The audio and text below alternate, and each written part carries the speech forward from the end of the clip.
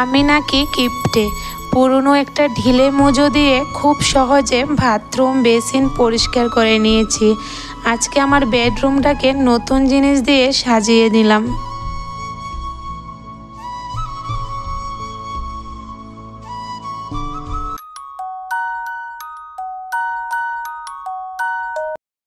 রাধে রাধে বন্ধুরা, good morning. কেমন আছো তোমরা সবাই? আশা করি যে যেখানেই আছো ভালো আছো, সুস্থ আছো। আমরাও বেশ ভালো আছি। প্রতিদিনের মতো উঠে গেলাম ঘুম থেকে, আর আমার সাথে সাথে আমার মেয়েটাও উঠে গেছে। তো দেখো, ঘুম থেকে উঠে প্রথমে দরজা জানালাগুলি মেলে দিলাম, তারপরে ছেলেটাকে উঠালাম ঘুম থেকে।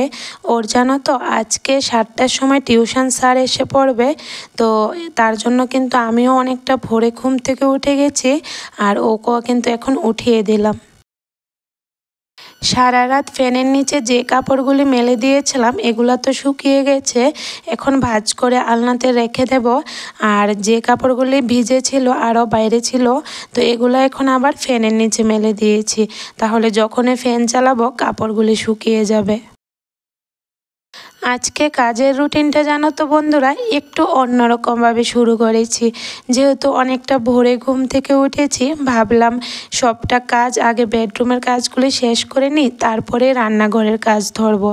আর টিউশন স্যার যেহেতু আসবে 7টার সময়, আর দেখবে স্যার যেহেতু আসবে ঘরটা যদি আগোছালো থাকে ভালো লাগে না, তার জন্য আজকে কাজের রুটিনটা একটু অন্যরকমভাবে শুরু করেছি। তো দেখো, বেডরুমটা গুছিয়ে নিলাম, ওই রুমটাও গুছালাম, এই রুমটাও গুছিয়ে নিলাম। এখন এই যে সারা রাত্রে ঘুমিয়েছে মেয়েটা, তো মেয়েটার খেতাগুলো এখন বাইরে মেলে দিচ্ছি।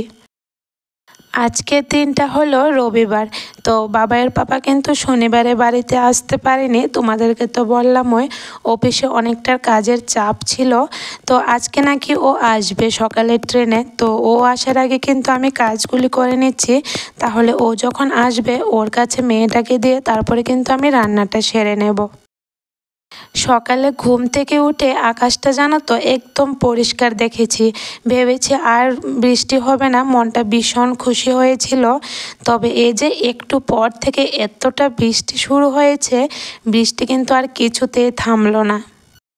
অনেকগুলা কাপড় জানো তো বন্ধুরা ঘরের মধ্যে জমে আছে, বৃষ্টির জন্য ধুয়ে দিতে পারছি না। শুধু নিত্য প্রয়োজনীয় কাপড়গুলো কিন্তু একটু একটু করে ধুয়ে খাটের স্ট্যান্ডে মেলে দিচ্ছি, কারণ বেশি কাপড় ধুয়ে দিলে আবার কোথায় মেলবো বলো।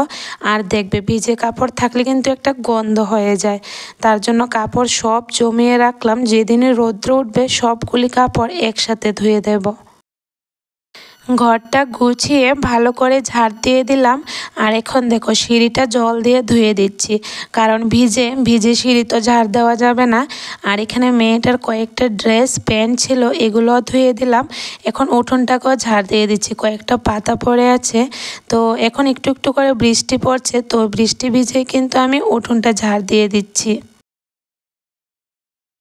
বাসি কাজকর্ম, বাইরের কাজকর্ম সব কিছুই শেষ। এখন দেখো আমি ব্রাশটা করে নিচ্ছি।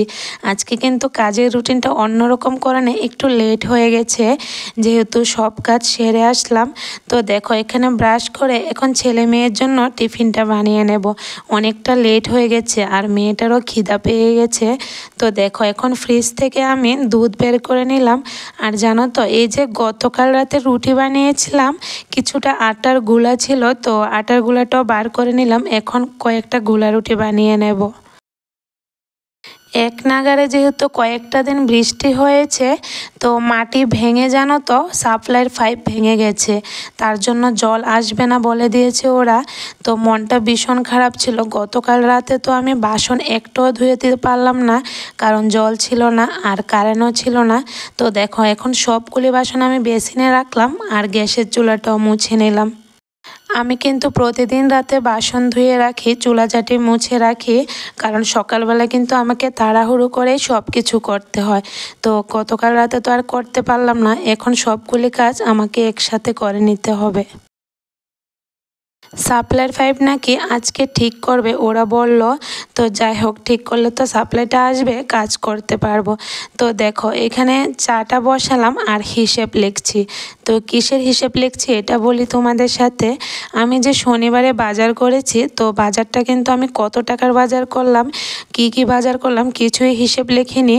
তার জন্য দেখো এখন একটা ডায়েরির মধ্যে কিন্তু আমি কত টাকার বাজার করেছি, কি সবজি আনলাম সবটাই লিখছি। আমি কিন্তু কত টাকার বাজার করি বা কি বাজার করি পুরো সপ্তাহে সবটাই কিন্তু আমি একটা ডায়েরির মধ্যে লিখে রাখি। তাহলে কি জানো তো, হিসেব পাওয়া যায় যে কত টাকার বাজার করলাম। এখন হয়তো তোমরা বলবে যে আমি কিপটে, তো আমি একদমই কিপটে নয়, একটু হিসেব করে চলতে পছন্দ করি।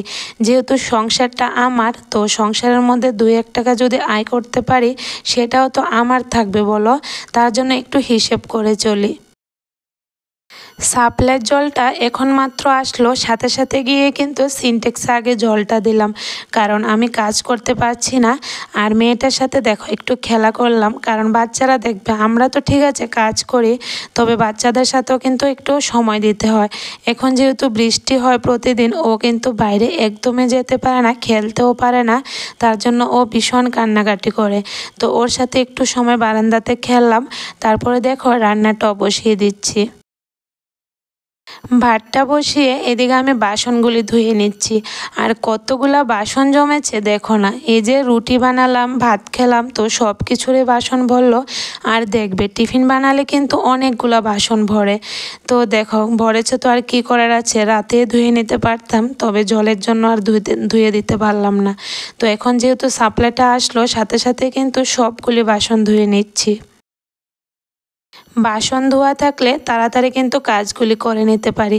আর বেসিনটা অবসর থাকে, না হলে জানো তো বেসিনটা এতক্ষণ সময় অবধি ভর্তি হয়েছিল। তো এখানে ভাতটা হতে হতে সবজি কেটে নিচ্ছি। তো এখানে সবজি কাটছি বলতে আমি বাঁশকুড়ুল কেটেছি, কুড়ুলগুলি আজকে একটু চিকন চিকন করে কাটলাম, মানে শুকনা মাছ দিয়ে গুদক রান্না করব। একদিন একরকম করে কিন্তু আমি সবজি কাটি, প্রতিদিন একরকমভাবে সবজি কেটে রান্না করতে ভালো লাগে না।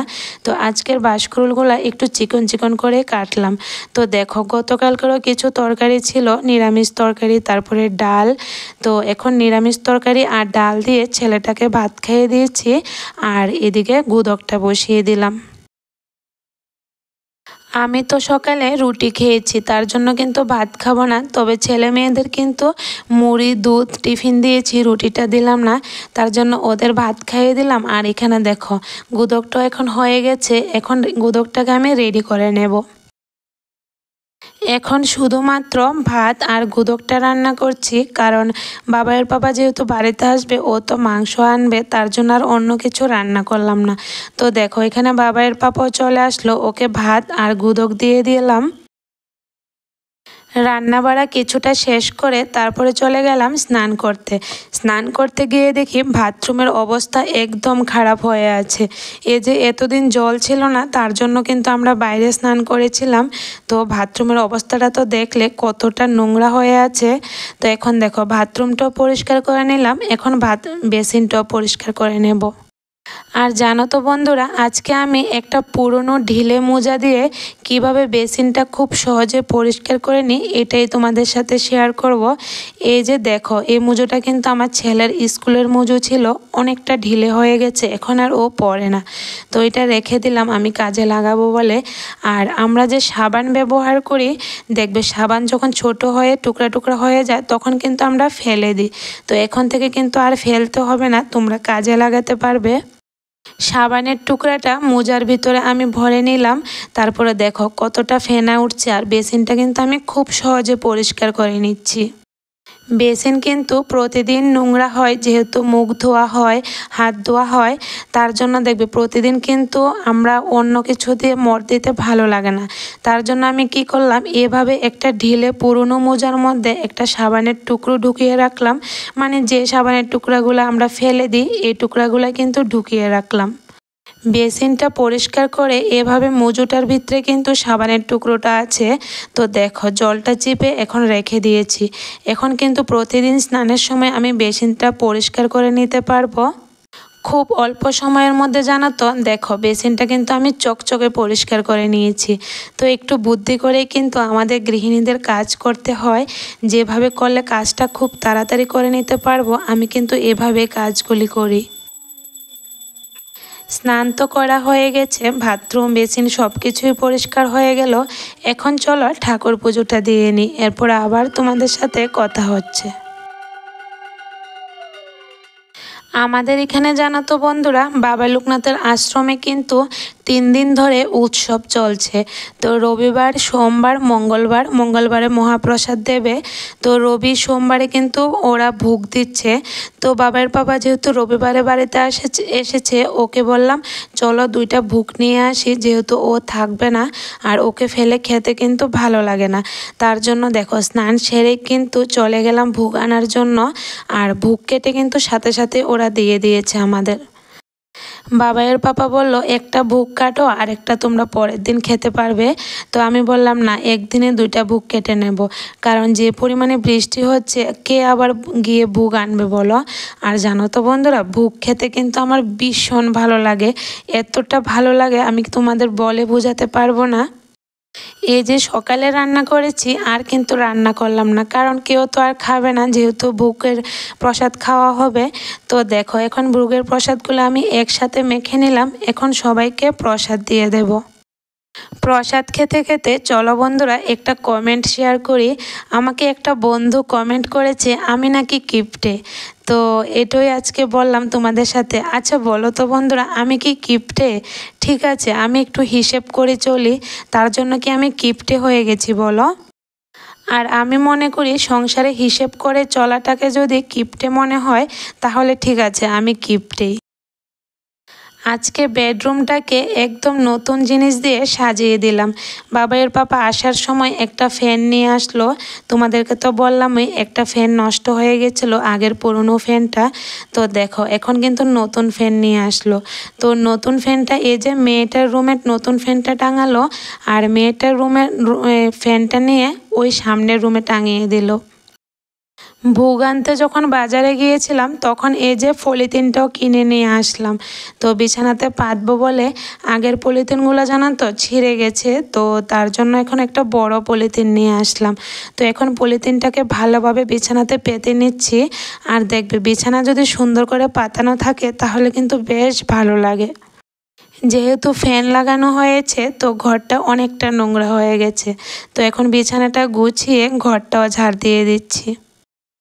সারাদিন যেহেতু পুজোর প্রসাদ খাওয়া হয়েছে তার জন্য তো আর মাংস আনা হয়নি। তো এখন বাবাইয়ের পাপা মাংস নিয়ে আসলো, রাতের জন্য মাংসটা রান্না করে নিচ্ছি। আচ্ছা বন্ধুরা এই যে আমি প্রতিদিন তোমাদের সাথে আমার সংসারের কাজকর্মগুলো একটু একটু করে শেয়ার করি, তোমাদের কাছে কেমন লাগে অবশ্যই কিন্তু কমেন্টে জানিও।